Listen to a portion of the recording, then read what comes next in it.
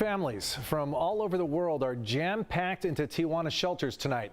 They're waiting for their names to be called so they can cross legally into the United States and claim asylum. In this special report, News 8's Brandon Lewis takes us inside the asylum backlog beyond the border. As the sun rises in Tijuana, migrant volunteers set up a tent at the Pedwest crossing. It's a job, as best we can tell, reserved for Mexican nationals hoping to shorten their wait to request asylum in the U.S. They oversee a mysterious notebook that contains the names of everyone who wants to have their case heard. Each family is given a number. Every morning, volunteers call out a select few.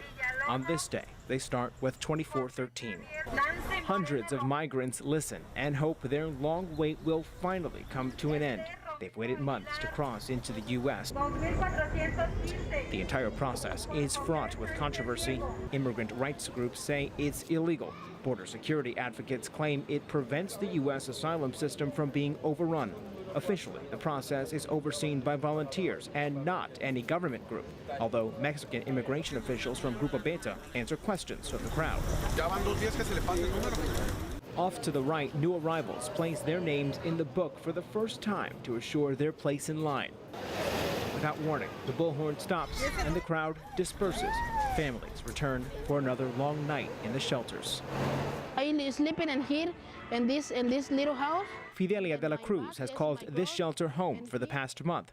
When it's raining outside, the wind coming is the floor is very cold. She says she lived in Seattle, Washington for 15 years before returning to Mexico to visit her sick brother. We asked Fidelia to show us around her house and show us a few of the possessions that she has inside. It could be another month before her name is called for asylum at the border. This shelter is one of more than a dozen in Tijuana. It's currently home to 30 children and their parents who want asylum. At least they have a place under the roof where they can feel safe. Father Fidel Rivero brings donations for the families from his parish in Temecula. He knows all too well what could happen if these migrants are not granted asylum by the U.S. government. And if they get rejected, most of them are going to try to cross illegally. That's the reality, and it's been happening for many, many, many years.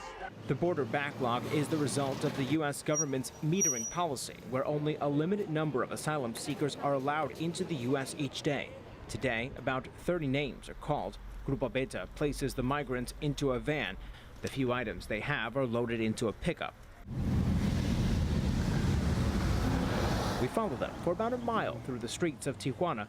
They're let off at the eastern pedestrian crossing at San Isidro. We followed the group for as far as we could. Grupo Beta then said if we went any further, that we could get arrested. We watched as the group of migrants proceeded into the United States, where a CBP officer was waiting for them.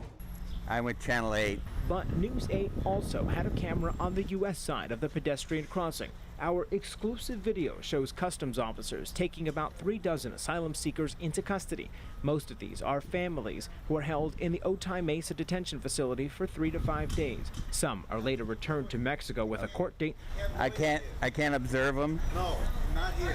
Others are released with a GPS ankle bracelet and a promise to appear in court. Reporting from Tijuana, I'm Brandon Lewis, News 8.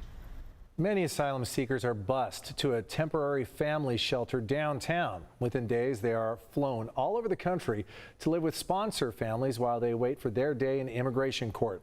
In part 2 of our special report, Beyond the Border, we hit the streets with Tijuana police. That's tomorrow on News 8 at 11.